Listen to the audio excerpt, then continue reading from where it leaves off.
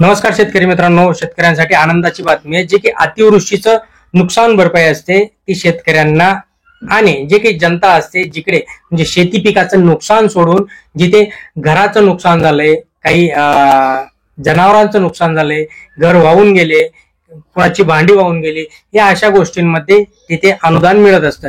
तिथे पंचनामे होता आणि त्या पंचनाम्यांच्या आधारे हे नुकसान भरपाई मिळत असते.